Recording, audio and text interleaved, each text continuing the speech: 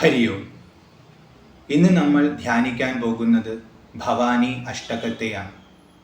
ഭവാനി എന്നാൽ ലോകത്തെ പ്രസവിച്ചവൾ, അതായത് ലോകമാതാവ്.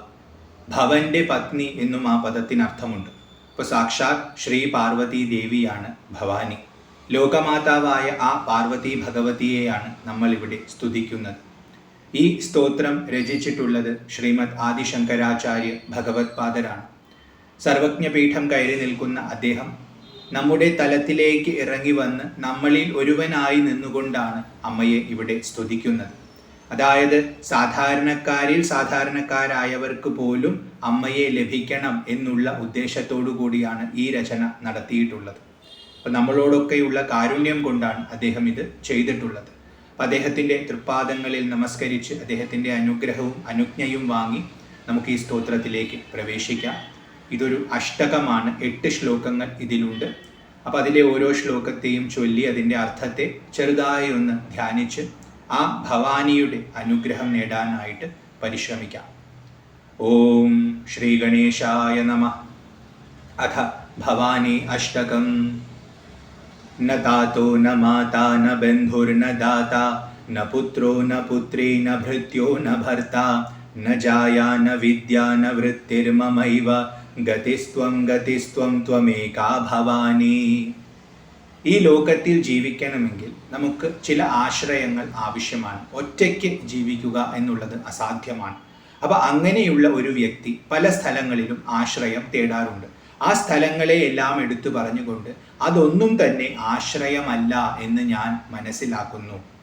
കാരണം അതെല്ലാം തന്നെ പരിമിതമാണ്, ക്ഷണികമാണ്, എല്ലാ കാലത്തും നിലനിൽക്കുന്നതല്ല. ആശ്രയം നൽകണമെങ്കിൽ കാലത്തിനും ദേശത്തിനും അതീതമായ ഒരു പൊരുളിന് മാത്രമേ അത് സാധിക്കൂ. നിത്യവസ്തുവിന് മാത്രമേ സാധിക്കൂ. അങ്ങനെ ഒന്ന് ഈ പ്രപഞ്ചത്തിൽ ഒന്ന് മാത്രമേ ഉള്ളൂ. അത് അമ്മയാണെന്ന് ഞാൻ അറിയുന്നു എന്നാണ് ഇവിടെ പറയുന്നത്. അപ്പം ആദ്യം തന്നെ പറയുന്നു ന താതോ ഗതി. താതൻ അതായത് അച്ഛൻ ഗതിയാണെന്ന്, ആശ്രയമാണെന്ന് പറയാൻ പറ്റില്ല. കാരണം അച്ഛൻ നിത്യവസ്തുവല്ല, ദേശത്തിനും കാലത്തിനും അതീതനായവനല്ല. അത് ഞാൻ മനസ്സിലാക്കുന്നു. അപ്പോൾ അച്ഛനെ ആശ്രയിക്കാൻ പറ്റില്ല. ന മാതാ, അമ്മയെയും ആശ്രയിക്കാൻ പറ്റില്ല. ന ബന്ധു, നമ്മുടെ ബന്ധുക്കളെ നമുക്ക് ആശ്രയിക്കാൻ പറ്റില്ല. കാരണം അവരും പരിമിതരാണ്, നമ്മളെ പോലെ തന്നെ ഈ സംസാരത്തിൽ കുടുങ്ങിയവരാണ്. ന ദാത, ദാനം കൊടുക്കുന്നവനാണ് ദാതാവ്. അപ്പോൾ ദാനം തരുന്ന ആൾക്കാർ നമ്മളെക്കാൾ ശ്രേഷ്ഠരായിരിക്കുമുള്ളൂ. അങ്ങനെയുള്ളവരെയും നമുക്ക് ആശ്രയിക്കാൻ പറ്റില്ല.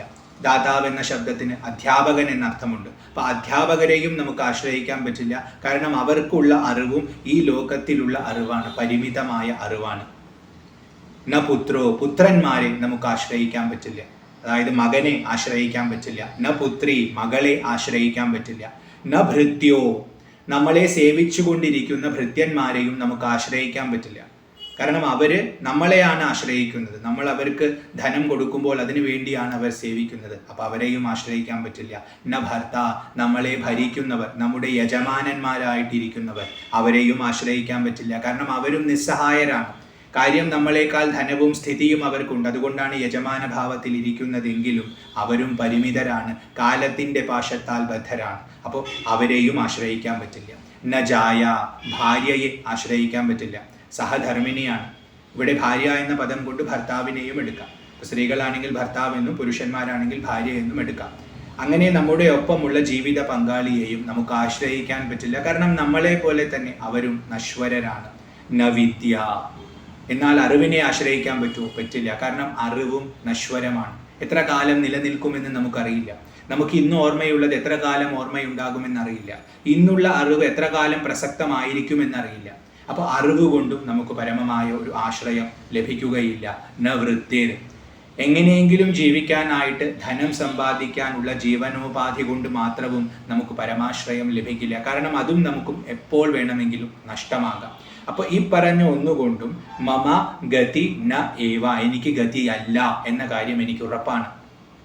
അച്ഛൻ, അമ്മ, ബന്ധുക്കൾ, അധ്യാപകർ, പുത്രൻ, പുത്രി, ഭൃത്യൻ, ഭർത്ത, ജായ, വിദ്യ, വൃത്തി, ഇതൊന്നും ഗതിയല്ല. പിന്നെ എന്താണ് ഗതിയായിട്ടുള്ളത്? ഗതി എന്ന് പറഞ്ഞാൽ പരമാശ്രയം. ഒരു കാലത്തും നഷ്ടമാകാത്ത ആശ്രയം, ഒരിക്കൽ ലഭിച്ചാൽ ശാശ്വതമായ ശരണം ലഭിക്കുന്ന സ്ഥാനം. അങ്ങനെ ഇവിടെ എന്താണുള്ളത്? ഗതിസ്ത്വം, നീയാകുന്നു. ആരാണ് നീ? ഭവാനി. അല്ലയോ ഭവാനി, ലോകമാതാവായ സാക്ഷാത് പാർവതി ഭഗവതി, നീ ഒന്നു മാത്രമാണ് എനിക്ക് ഗതിയായിട്ടുള്ളത്. അതെനിക്ക് ഉറപ്പുള്ള കാര്യമാണ്. ആ ഉറപ്പിനെ സൂചിപ്പിക്കാനാണ് ആവർത്തനം. ഗതിസ്ത്വം ഗതിസ്ത്വം ത്വമേകാ ഭവാനി. നീ അല്ലാതെ മറ്റെന്തെങ്കിലും ഗതിയുണ്ടോ? ഇല്ല, നീ മാത്രമേ ഉള്ളൂ. അതുകൊണ്ടാണ് ത്വമേക, നീ മാത്രമാണ് എനിക്ക് ആശ്രയം, മറ്റൊരാശ്രയം എനിക്കില്ല.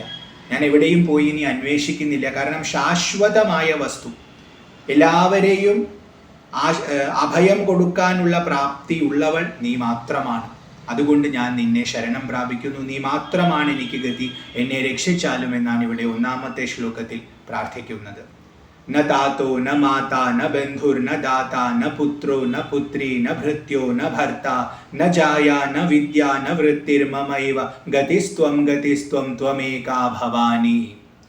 അടുത്തത് രണ്ടാമത്തെ ശ്ലോകമാണ്. ഭവാബ്ധാവപാരേ മഹാദുഃഖഭീരു പപാത പ്രകാമി പ്രലോഭി പ്രമത്ത കുസംസാരപാശ പ്രബദ്ധ സദാഹം ഗതിസ്ത്വം ഗതിസ്ത്വം ത്വമേകാ ഭവാനി. നീ മാത്രമാണ് ശരണമെന്ന് ഞാൻ പറഞ്ഞു. ആ എൻ്റെ അവസ്ഥ എന്താണ്? വളരെ ദയനീയമായ അവസ്ഥയാണ്. ആ അവസ്ഥ ഇവിടെ വരച്ചു കാട്ടുകയാണ്. ഭവാബ്ധൗ അപാരേ. ഭവാബ്ധി എന്ന് പറഞ്ഞാൽ സംസാരമാകുന്ന സാഗരം, ജനന മരണ ചക്രമാണ് സംസാരം. ആ സംസാര സാഗരം എങ്ങനെയുള്ളതാണ്? അപാരേ, അത് അപാരമാണ്. അതായത് മറുകര കാണാത്തതാണ്, കര കാണാൻ പറ്റാത്ത വിധം വലിപ്പമുള്ള, അതായത് അനന്തമായ ഒരു സാഗരമാണ് ഈ സംസാരം, ജനന മരണ ചക്രം. അതിൽ പപാത, പതിച്ചു പോയവനാണ് ഞാൻ. അതിൽ ഞാൻ പെട്ടുകഴിഞ്ഞു. ആ സംസാരത്തിൽ ഞാൻ മുങ്ങിക്കൊണ്ടിരിക്കുകയാണ്. എനിക്കൊരു രക്ഷയില്ല. ആ സംസാരത്തിൽ പെട്ടതുകൊണ്ട് എൻ്റെ അവസ്ഥ എങ്ങനെയാണ്? മഹാദുഃഖ ഭീരു. ഞാൻ ആ സംസാരത്തിൽ നിന്നും വരുന്ന ഒരുപാട് ദുഃഖങ്ങളെ സഹിച്ചുകൊണ്ടിരിക്കുകയാണ്. ഇനി എന്തെല്ലാം ദുഃഖങ്ങൾ വരുമോ എന്നോർത്ത് ഭയപ്പെട്ടിരിക്കുകയാണ്, ഭീരുവായിട്ടിരിക്കുകയാണ്. അത് ചെറിയ ദുഃഖവും ചെറിയ ഭയവുമല്ല, മഹാദുഃഖവും മഹാഭയവുമാണ്.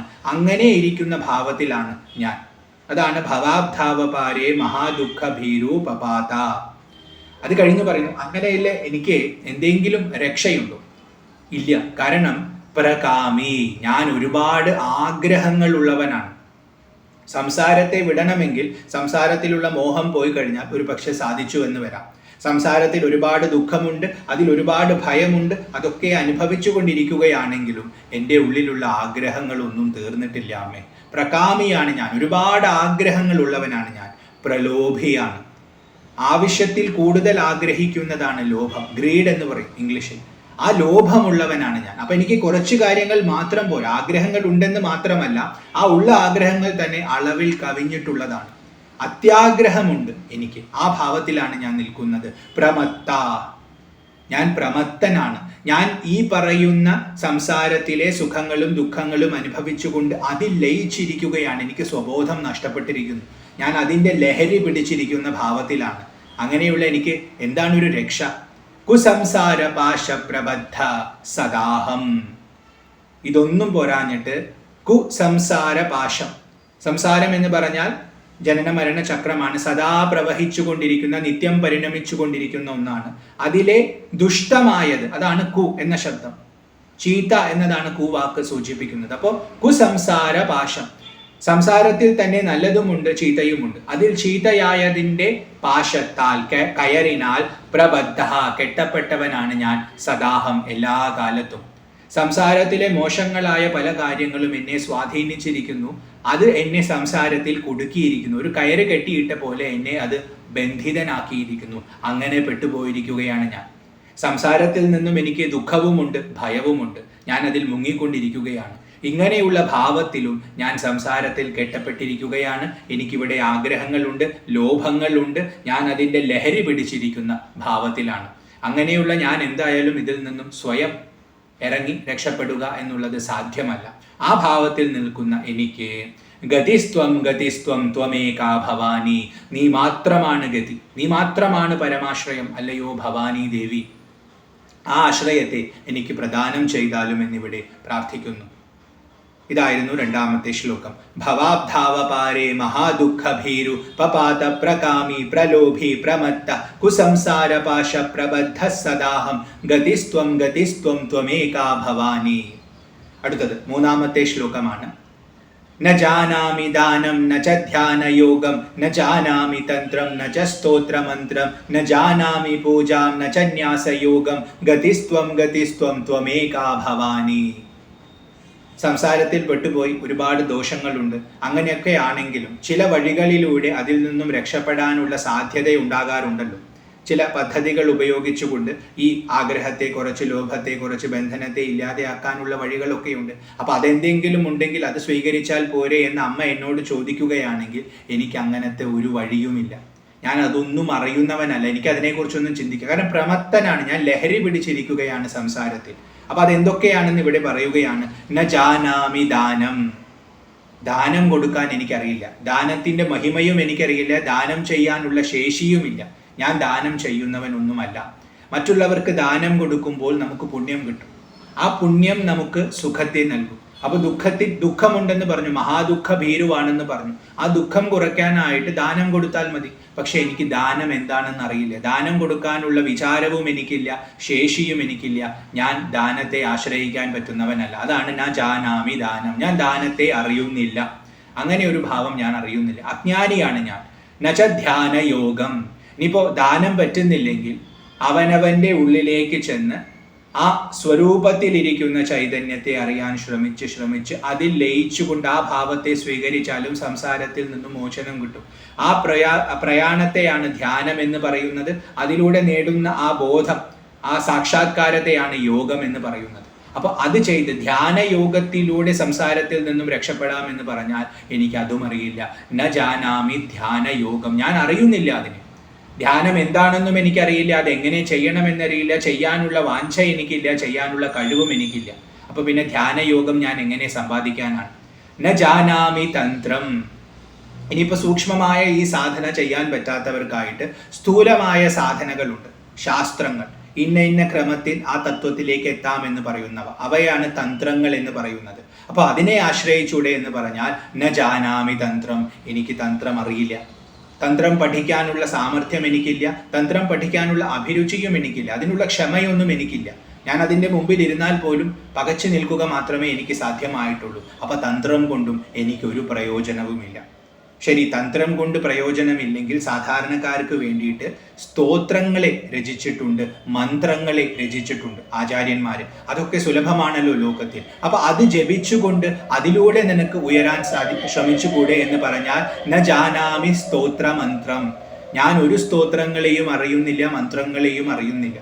സ്തോത്രങ്ങളുടെ അർത്ഥം അറിയാനുള്ള സാമർഥ്യമൊന്നും എനിക്കില്ല, മന്ത്രത്തെ മനനം ചെയ്യാനുള്ള ശേഷിയും എനിക്കില്ല, അതിൻ്റെ സൂക്ഷ്മതത്വങ്ങളെ ഉൾക്കൊള്ളാനുള്ള പ്രാപ്തി എനിക്കില്ല, ദീക്ഷയെ സ്വീകരിക്കാനുള്ള ഭാഗ്യം എനിക്കില്ല, അത് ലഭിച്ചാൽ തന്നെ അത് ഉൾക്കൊള്ളാനുള്ള ത്രാണിയും എനിക്കില്ല. നിസ്സഹായനാണ് ഞാൻ. അതുകൊണ്ട് ന ജാനാമി തന്ത്രം ന ച സ്തോത്രമന്ത്രം, അതും എനിക്ക് ആശ്രയമല്ല. ശരി, ഇതൊന്നും പറ്റില്ലെങ്കിൽ സാമാന്യമായ അർച്ചന ചെയ്തുകൂടെ? ഭഗവാന്റെ ഒരു ബിംബം വെച്ച് ആ ബിംബത്തിലേക്ക് പുഷ്പങ്ങളും അതുപോലെ ധൂപവും ദീപവും ഒക്കെ കൊടുത്തുകൊണ്ട് ജലമൊക്കെ കൊടുത്ത് അർച്ചന നടത്തിക്കൂടെ, പൂജ നടത്തിക്കൂടെ? അത് വളരെ എളുപ്പമല്ലേ, ആർക്കും ചെയ്യാൻ പറ്റുന്നതല്ലേ എന്ന് ചോദിച്ചാൽ ന ജാനാമി പൂജ, ഞാൻ പൂജയെയും അറിയുന്നില്ല, എനിക്ക് അതിനുള്ള ശേഷിയുമില്ല. എന്താണ് ചെയ്യേണ്ടത്, എങ്ങനെയാണ് ചെയ്യേണ്ടതെന്നും എനിക്കറിയില്ല. അത് അങ്ങനെ ഇരുന്ന് ചെയ്യാനുള്ള സാമർഥ്യവും എനിക്കില്ല. അപ്പോൾ ഈ സാമഗ്രികളൊക്കെ കൊണ്ടുവരാൻ പറ്റിയാൽ തന്നെ, പറ്റുമോ എന്ന് പോലും എനിക്കറിയില്ല. ഇനി അഥവാ പറ്റിയാൽ തന്നെ അതിരുന്ന് എങ്ങനെയാണ് ചെയ്യേണ്ടത്, എല്ലാ സമയത്തും ഒരേ ഭാവത്തിൽ ചെയ്യുക, ഇതൊന്നും എനിക്ക് പറ്റില്ല. എൻ്റെ മനസ്സെങ്ങനെ അലഞ്ഞുകൊണ്ടിരിക്കും. അപ്പോൾ ഞാൻ ചിലപ്പോൾ പൂജ ചെയ്യുമ്പോൾ മറ്റു പലതും വിചാരിക്കും, അപ്പോൾ അതിൻ്റെ ഫലമൊന്നും എനിക്ക് കിട്ടില്ല. അതുകൊണ്ട് തന്നെ ജാനാമി പൂജ, എനിക്ക് പൂജയും പറ്റില്ല. ഇനി ഇതൊന്നും പറ്റില്ലെങ്കിൽ ഇതെല്ലാം ഉപേക്ഷിച്ചിട്ട് പോയിക്കൂടെ? ഇതെല്ലാം ത്യജിച്ചുകൊണ്ട് നിനക്ക് ശേഷിക്കുന്ന ആ ഏക വസ്തുവിനെ പ്രാപിച്ചുകൂടെ എന്ന് ചോദിച്ചാൽ എനിക്കതും അറിയില്ല. അതാണ് ന ജാനാമി ന്യാസയോഗം. ന്യാസം എന്ന് പറഞ്ഞാൽ സന്യാസം, ത്യജിക്കുക. ഈ ലോകത്തിൽ എനിക്ക് മറ്റൊരാശ്രയവും ഇല്ല എന്ന് മനസ്സിലായ സ്ഥിതിക്ക് ഈ ലോകത്തെ മുഴുവൻ ത്യജിച്ചുകൊണ്ട് ശേഷിക്കുന്ന ആത്മബോധത്തെ നേടിക്കൂടെ? അതാണ് യോഗം.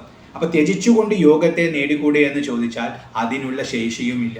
ആ തുടക്കത്തിലേ പറഞ്ഞുവല്ലോ, ഞാൻ ഒരുപാട് ആഗ്രഹങ്ങളുള്ളവനാണ്, ലോഭങ്ങളുള്ളവനാണ്, പ്രമത്തനാണ് ഞാൻ. അങ്ങനെയുള്ള എനിക്കിത് എന്തായാലും ഉപേക്ഷിക്കാൻ പറ്റില്ല.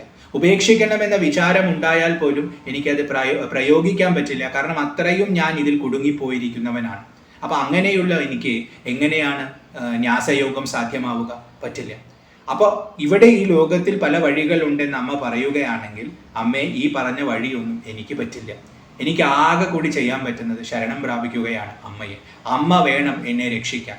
നേർവഴിയിൽ അമ്മ വേണം. ഞാൻ അമ്മയുടെ ഒക്കത്ത് കയറിയിരിക്കാം, അമ്മ എന്നെ കൊണ്ടുപോയിക്കോളൂ എന്ന ഭാവത്തിലാണ് ഇവിടെ ആചാര്യസ്വാമികൾ പറയുന്നത്. ഗതിസ്ത്വം ഗതിസ്ത്വം ത്വമേകാ ഭവാനി, നീ മാത്രമാണ് അമ്മേ എനിക്ക് ഗതി. അലയോ ഭവാനി, എനിക്ക് മറ്റൊരാശ്രയമില്ല. അപ്പം മറ്റെവിടെയെങ്കിലും പോയിട്ട് ആശ്രയം തേടാൻ ദയവായിട്ട് എന്നോട് പറയരുത്. അമ്മ മാത്രമാണ് എനിക്ക് ആശ്രയം. ഇതായിരുന്നു മൂന്നാമത്തെ ശ്ലോകം. ന ജാനാമി ദാനം ന ച ധ്യാനയോഗം ന ജാനാമി തന്ത്രം ന ച സ്തോത്രമന്ത്രം ന ജാനാമി പൂജാം ന ച ന്യാസയോഗം ഗതിസ്ത്വം ത്വമേകാ ഭവാനി. അടുത്തത് നാലാമത്തെ ശ്ലോകമാണ്. ന ജാനാമി പുണ്യം ന ജാനാമി തീർത്ഥം ന ജാനാമി മുക്തിം ലയം വാ കദാചിത് ന ജാനാമി ഭക്തിം വ്രതം വാപി മാതർ ഗതിസ്ത്വം ത്വമേകാ ഭവാനി. ഇപ്പൊ നേരത്തെ രക്ഷപ്പെടാനുള്ള കുറേ വഴികൾ പറഞ്ഞു. അത് മാത്രമല്ല, വേറെയും എളുപ്പ വഴികളുണ്ട്. അത് കുറച്ച് കഠിനമാണെന്ന് മനസ്സിലാക്കി അതിനേക്കാൾ ലളിതമായ വഴികളെ ഇവിടെ ഒരുക്കി വെച്ചിട്ടുണ്ട്. അപ്പം അമ്മ എന്നോട് ചോദിക്കുകയാണ്, അതൊക്കെ ഒന്ന് പരീക്ഷിച്ച് നോക്കിക്കൂടെ എന്ന് പറഞ്ഞാൽ അതും എനിക്ക് പ്രാപ്യമല്ല എന്നാണ് ഇവിടെ ആചാര്യസ്വാമികൾ പറയുന്നത്. അതിൽ ആദ്യമായി തന്നെ പറയുന്നത് ന ജാനാമി പുണ്യം. പുണ്യപ്രവൃത്തി ചെയ്തുകൊണ്ട് ദുഃഖത്തെ കുറയ്ക്കാനും മനസ്സിനെ പരിശുദ്ധമാക്കാനും ക്രമേണ സാധനയ്ക്കുള്ള പക്വത നേടാനും സാധിക്കും. അങ്ങനെ പക്വത നേടിക്കഴിഞ്ഞാൽ അമ്മയെ പ്രാപിക്കാൻ എളുപ്പം പറ്റും. അപ്പോൾ ആ മോക്ഷം പെട്ടെന്ന് കിട്ടും. അപ്പോൾ അതിന് ശ്രമിച്ചുകൂടെ എന്ന് പറയുകയാണെങ്കിൽ ന ജാനാമി പുണ്യം. പുണ്യം എന്താണെന്ന് പോലും എനിക്കറിയില്ല. സത്പ്രവൃത്തി എന്താണെന്ന് വേർതിരിച്ചറിയാനുള്ള സാമർഥ്യം പോലും എനിക്കില്ല. ഇനിയിപ്പോൾ അത് അറിഞ്ഞാൽ തന്നെ അത് എങ്ങനെ ചെയ്യണമെന്ന് എനിക്കറിയുന്നില്ല. ചെയ്യാനുള്ള തോന്നൽ പോലും എൻ്റെ ഉള്ളിലില്ല. അപ്പോൾ ഇതാണ് പുണ്യപ്രവൃത്തി എന്ന് മനസ്സിലാക്കിയാൽ പോലും അത് ചെയ്യാൻ എനിക്ക് തോന്നുന്നില്ല. എൻ്റെ മനസ്സിൻ്റെ ഭാവം അതാണ്. അപ്പോൾ ന ജാനാമി പുണ്യം, ഞാൻ പുണ്യത്തെ അറിയുന്നില്ല. അപ്പോൾ പുണ്യം സമ്പാദിക്കാൻ എന്നെ കൊണ്ട് പറ്റില്ല. ന ജാനാമി തീർത്ഥം. ശരി, പുണ്യം അറിയാൻ പറ്റുന്നില്ലെങ്കിൽ തീർത്ഥങ്ങൾ ഉണ്ടെന്ന് നിനക്കറിയാലോ. ഒരുപാട് പവിത്രമായ സ്ഥാനങ്ങളുണ്ട്. ആ സ്ഥാനങ്ങളെ സന്ദർശിച്ചാൽ അതിലൂടെ നീ പവിത്രീകരിക്കപ്പെടും. ഇപ്പൊ നേരത്തെ പറഞ്ഞ ആ ശുദ്ധി അതിലൂടെ നേടാൻ പറ്റുമെന്നാണെങ്കിൽ ന ജാനാമി തീർത്ഥം, തീർത്ഥങ്ങളും എനിക്കറിയില്ല. തീർത്ഥസ്ഥാനങ്ങൾ എവിടെയാണെന്ന് ഞാൻ മനസ്സിലാക്കുന്നില്ല എന്നൊരർത്ഥം. ഇനി അഥവാ തീർത്ഥസ്ഥാനങ്ങൾ അറിയാമെങ്കിലും അവിടെ പോകാൻ എനിക്ക് തോന്നുന്നില്ല. ഏത് സ്ഥലത്ത് പോയാലാണോ പരിശുദ്ധി കിട്ടുക എന്നൊരു ആചാര്യൻ പറഞ്ഞാൽ ആ സ്ഥലത്തേക്ക് പോകാൻ എനിക്ക് തോന്നുന്നില്ല. അതിനുള്ള വിചാരം എനിക്കില്ല, അഥവാ അതിനുള്ള ശേഷി എനിക്കില്ല. ഇപ്പോൾ സാമ്പത്തികമായിട്ടൊക്കെ എനിക്ക് ബുദ്ധിമുട്ടുണ്ട്, അവിടേക്ക് എത്താൻ പറ്റുന്നില്ല എന്നർത്ഥത്തിലും ആവാം. എനിക്ക് തീർത്ഥവും അറിയില്ല. അപ്പോൾ എവിടെ പോയാലാണ് പരിശുദ്ധി കിട്ടുക എന്ന് ഞാൻ മനസ്സിലാക്കുന്നില്ല. മനസ്സിലാക്കിയാൽ തന്നെ അവിടേക്ക് ചെല്ലാനും എനിക്ക് സാധിക്കുന്നില്ല. അങ്ങനത്തെ ഒരു ഭാവത്തിലാണ്.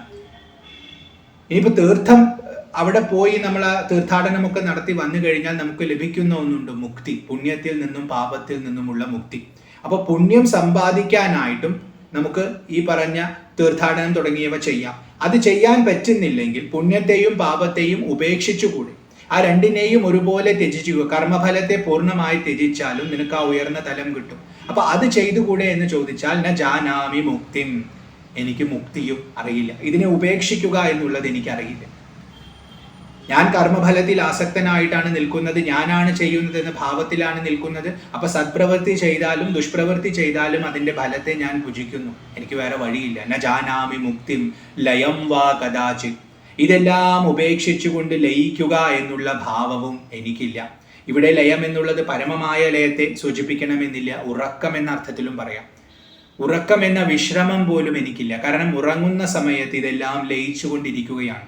അപ്പൊ അവിടെ ഈ പറഞ്ഞ ആഗ്രഹങ്ങളും ദുഃഖങ്ങളും ഭയവും ഒന്നുമില്ല. ശാശ്വതമായ ഒരു സുഖം മാത്രമേ അവിടെയുള്ളൂ. അപ്പൊ അത് അനുഭവിച്ചുകൂടെ എന്ന് പറഞ്ഞാൽ അതുപോലും മര്യാദയ്ക്ക് എനിക്ക് കിട്ടുന്നില്ല.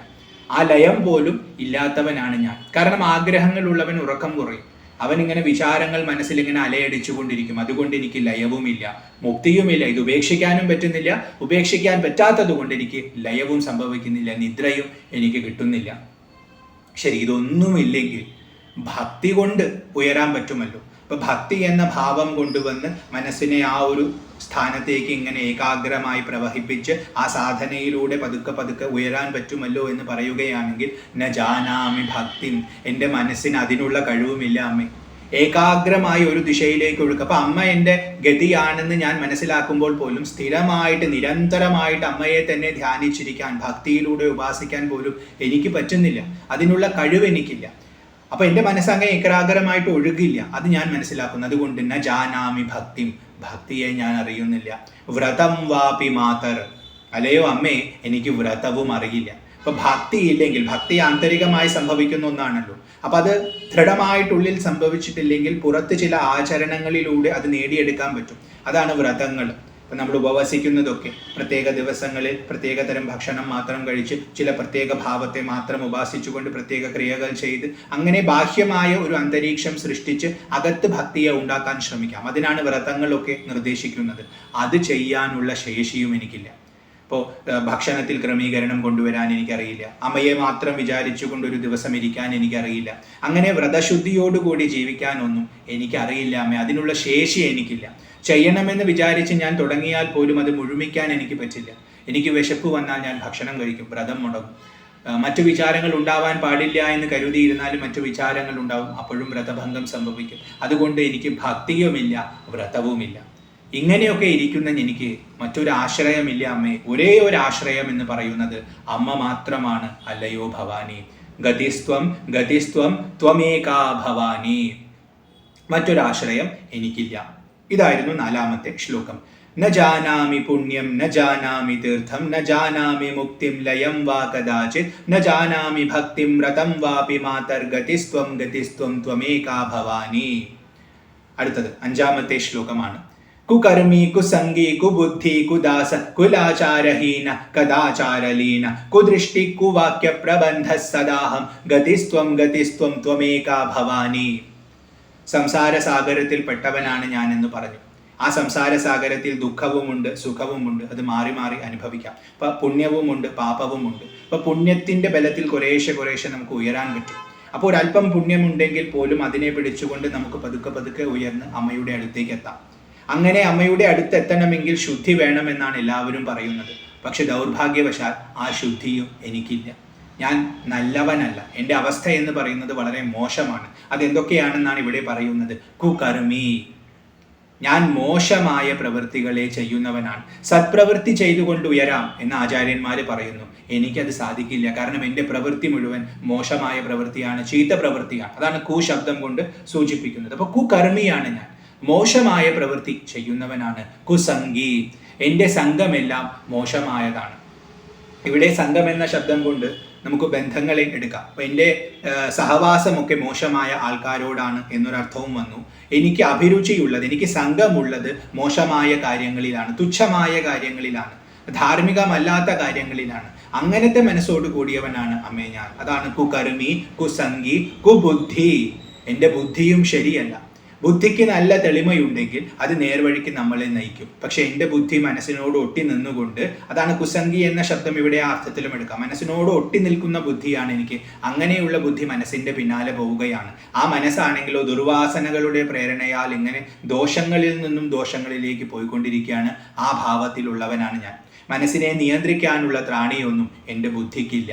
കുദാസഹ, ഞാൻ മോശമായ ഒരു ദാസനാണ്, അഥവാ മോശമായ വസ്തുക്കളുടെ ദാസനാണ്. മോശമായ ദാസനാണെന്ന് പറഞ്ഞാൽ അമ്മയുടെ ദാസനാണെന്നുള്ള ഭാവത്തിൽ എന്നെ കണ്ടാൽ അമ്മയെ സേവിക്കാൻ പോലും എനിക്ക് മര്യാദയ്ക്കറിയില്ല. എന്താണ് ശരിയായ അമ്മയുടെ സേവ എന്ന് എനിക്കറിയില്ല. അതുകൊണ്ട് ഞാൻ അമ്മയെ സേവിച്ചാൽ അത് മോശമായ രീതിയിലായിരിക്കും. അതുകൊണ്ട് ഞാൻ കുദാസനാണ്, മോശമായതിൻ്റെ ദാസനാണ്. കാരണം അതിനെ അടിമപ്പെട്ടിരിക്കുകയാണ് ഞാൻ. മോശമായ വാസനകൾ എന്നെ അടിമപ്പെടുത്തിയിരിക്കുന്നു. അതിൻ്റെ പിന്നാലെ ഞാൻ പാഞ്ഞുകൊണ്ടിരിക്കുകയാണ് നിസ്സഹായനായിട്ട്. ഇപ്പൊ കാറ്റിൽ പറക്കുന്ന തൂവല് പോലെ ഞാൻ ആ കാമത്തിന്റെ, ആ ആഗ്രഹത്തിന്റെ പ്രേരണയാൽ ഇങ്ങനെ പോയിക്കൊണ്ടിരിക്കുകയാണ്, ദുർവാസനകളുടെ പ്രേരണയാൽ. അതുകൊണ്ട് കുദാസനാണ് ഞാൻ, കുലാചാരഹീനനാണ്. ധർമ്മം എന്താണെന്ന് ഒരുവനെ പഠിപ്പിക്കുന്നത് അവൻ്റെ ആചാരമാണ്. അതായത് അവൻ്റെ കുലത്തിൽ അവൻ്റെ പൂർവികർ ആചരിച്ചിട്ടുള്ളത് അവന് പഠിപ്പിച്ചു കൊടുക്കുകയും അത് സ്വീകരിച്ച് അവൻ ആചരിക്കുകയും ചെയ്യും. അപ്പൊ ധർമാചാരം എന്ന അർത്ഥം കുലാചാരത്തിന് വരും. അങ്ങനെയുള്ള കുലാചാരം എന്നിലില്ല. അത്തരം ഉപദേശങ്ങൾ എനിക്ക് ലഭിച്ചിട്ടുണ്ടെങ്കിലും അത് സ്വീകരിക്കാൻ എനിക്ക് സാധിച്ചിട്ടില്ല എന്നൊരർത്ഥം. എൻ്റെ പൂർവികരിൽ നിന്നും അങ്ങനെ ഒരു ആചാരം എനിക്ക് കിട്ടിയിട്ടില്ല എന്നൊരർത്ഥവും. കുലാചാരം ഇല്ലാത്തവനാണ് ഞാൻ, അതായത് ധർമാചാരം എനിക്കില്ല, അധർമ്മം നിറഞ്ഞിരിക്കുന്നവനാണ്. അപ്പൊ കുലാചാരമെങ്കിലും ഉണ്ട്, കുലം എനിക്ക് പഠിപ്പിച്ചു തന്നിട്ടുള്ള നല്ല ആചാരങ്ങളുടെ ബലമെങ്കിലും ഉണ്ടെങ്കിൽ രക്ഷപ്പെടാമെന്ന് പറഞ്ഞാൽ എനിക്ക് അതുമില്ല.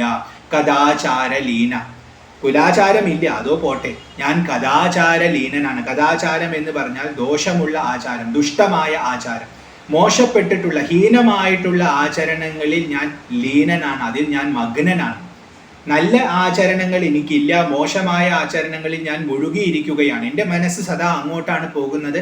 കാരണം ഞാൻ കൊണ്ടുവന്നിട്ടുള്ള വാസന അങ്ങനെയാണ്. ദുർവാസനകളോടുകൂടി വന്നിട്ടുള്ള ഞാൻ ദുഷ്പ്രവൃത്തികളിലാണ് ഏർപ്പെടുന്നത്, അതിൽ ലയിച്ചിരിക്കുകയാണ്. സദാചാരം എനിക്ക് ഇല്ലാതാണ്, അതാണ് എൻ്റെ അവസ്ഥ.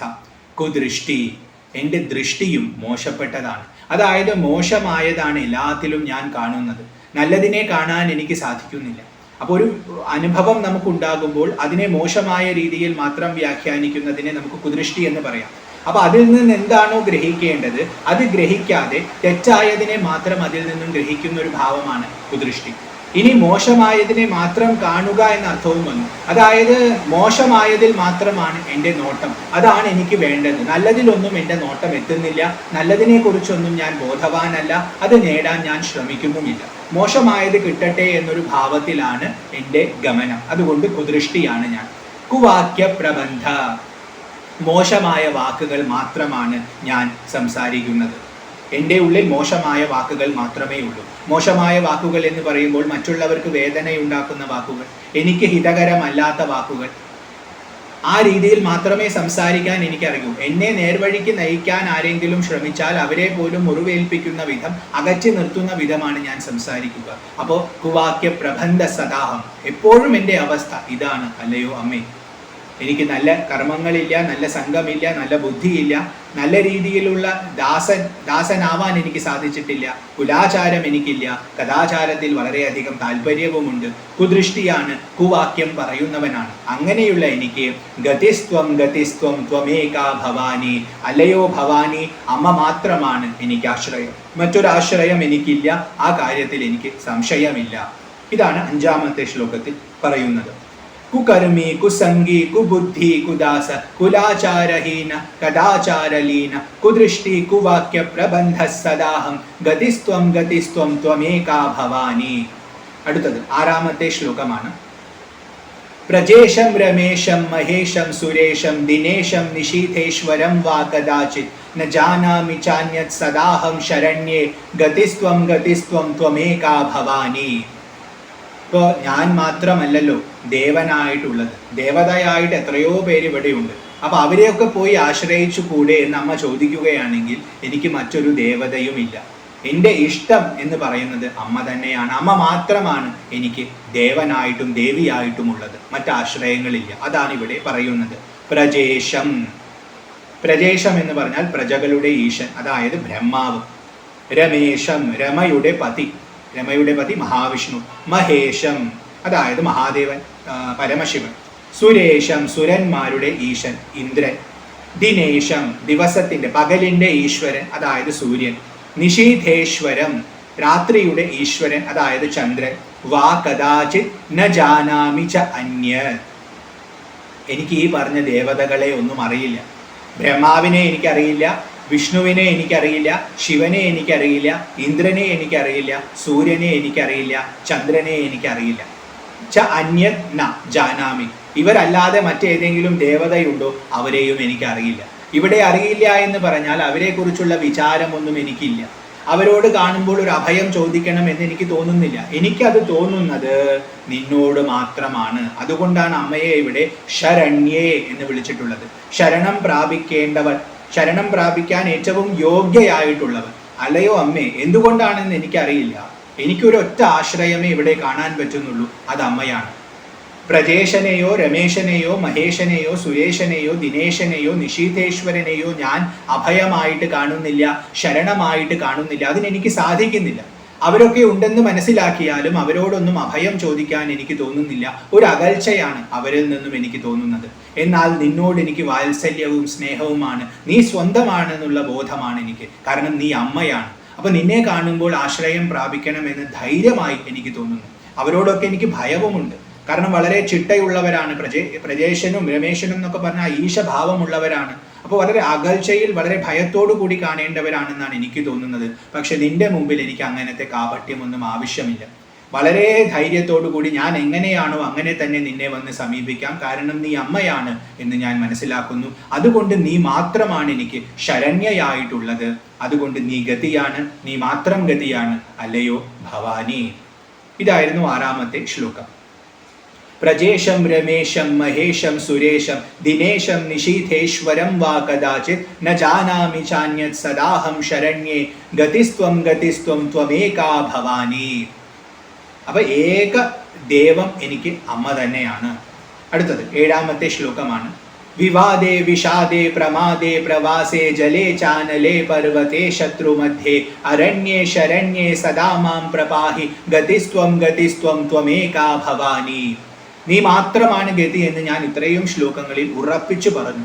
അമ്മയ്ക്ക് ആ കാര്യത്തിൽ ഉറപ്പുണ്ടായിട്ടുണ്ടാവും, എനിക്കിനി മറ്റൊരു ഗതിയില്ല. അപ്പൊ അങ്ങനെയുള്ളത് കൊണ്ട് ഞാൻ എവിടെയെല്ലാമാണോ അവിടെയെല്ലാം അമ്മയുടെ രക്ഷ എനിക്ക് ലഭിക്കട്ടെ എന്നാണ് ഇവിടെ പ്രാർത്ഥിക്കുന്നത്.